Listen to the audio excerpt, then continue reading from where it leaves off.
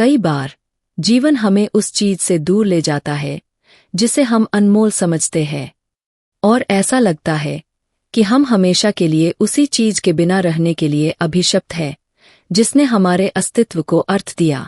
लेकिन एक मौका शायद उसे वापस हमारे पास ला सकता है।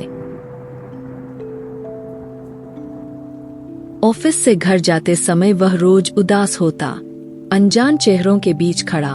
वह खुद एक अनजान चेहरा। अपने रोजमर्रा के जीवन की एक रास्ता उसे लगातार परेशान करती थी। इससे भी बुरा यह सोचना था कि अब उसका जीवन ऐसे ही रहने वाला है, हमेशा के लिए। उसके विचार एक ही ढर्रे पर चलते थे, काम के दिन की बोरियत से शुरू होकर बेजान फाइलें जिनमें उसे कोई रुचि नहीं थी, उसके सहकर्मियों की अर्थहीन और दिमाग सुन करने वाली छोटी छोटी बातें। एक दिन दूसरे दिन में विलीन हो जाता था। उसका जीवन एक विशाल बंजर रेगिस्तान जैसा दिखाई देता था।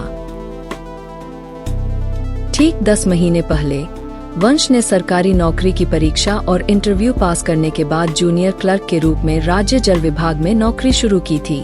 उसके माता पिता बहुत खुश थे। वह खुश था कि उसने वह हासिल कर लिया है जिसकी लाखों लोगों को उम्मीद रहती है, सरकारी नौकरी से मिलने वाली स्थिरता। कम से कम उसे लगा कि वह खुश है, और नए माहौल का उत्साह, पहली तनख्वाह, सामान खरीदने और दोस्तों के साथ बाहर जाने की नई आजादी, इन सब ने उसके अपनी कला से अलग होने के दर्द को कम कर दिया। एक यात्री उठा और वंश ने खाली सीट पर निशाना साधा। अपने विचारों पर उसका बस नहीं था। उसकी कला को हमेशा उसके शिक्षकों और दोस्तों से प्रशंसा मिलती थी। वह खुद को एक उभरता हुआ कलाकार मानता था और अपने खाली समय का अधिकांश भाग अपने कौशल को निखारने में लगाता था। प्रतिभा में जो कमी थी उसे वह अभ्यास और कड़ी मेहनत से हासिल करना चाहता था, और जब तक उसने कोशिश जारी रखी, ऐसा ही हुआ। स्कूल के आखिरी कुछ सालों में पढ़ाई के दबाव और बाद में कॉलेज की आरामपरस्त जिंदगी ने उसके अंदर की आग पर मानो पानी डाल दिया। शुरुआत में अपनी कला के दैनिक अभ्यास को छोड़ने के अपराध बोध ने उसे बहुत कचोटा, परंतु खुद को ही नित नए बहाने देकर उसने इस स्थिति के साथ समझौता कर लिया। जैसे जैसे उसने अपने कॉलेज के वर्षों का आनंद लिया और सरकारी नौकरी के लिए परीक्षाओं की तैयारी शुरू की, अपनी कला को धोखा देने का अपराध बोध और कम होता गया।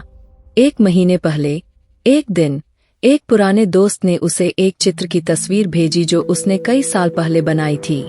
उसे देख वंश को जैसे एक झटका लगा। यादों की बाढ़ को वह रोक न पाया जो कभी उसे इतना प्रिय था। उसके लिए पछतावा और लालसा उसके दिल में भर गई, और हालांकि वह जानता था कि उसे बस अपना ब्रश और कैनवास उठाना था, फिर भी एक अदृश्य दीवार ने उसे ऐसा करने से रोक रखा था। शायद यह अपनी कला को त्यागने का अपराध बोध और शर्म थी, कौन जानता है। स्टेशन आने की घोषणा ने उसे वास्तविकता में वापस पहुंचा दिया और दर्द भरे विचारों के प्रवाह को रोक दिया। जैसे ही वह ट्रेन से उतरा, उसका फोन बज उठा। कॉल करने वाले का नाम देखकर वह सोन काटने ही वाला था। विपुल, उसका स्कूल का दोस्त। वंश के विपरीत, विपुल ने अपने जुनून को अपने पेशे के साथ मिलाने का फैसला किया था। उसने ललित कला की पढ़ाई को चुना था और एक कलाकार के जीवन की अनिश्चितता को अपनाया था। अपनी कला के प्रति विपुल के समर्पण को देख वंश को विपुल से ईर्ष्या थी। विपुल की आवाज सुनते ही वंश को लगा कि काश उसने कॉल का जवाब ही न दिया होता। विपुल और उसके बीच का अंतर उसे असहाय महसूस हो रहा था। उसे पता था कि वह मूर्खतापूर्ण और अनुचित व्यवहार कर रहा था, परंतु वह अपने को रोक नहीं पा रहा था। उसने विपुल से 3 मिनट और 26 सेकंड तक बात की।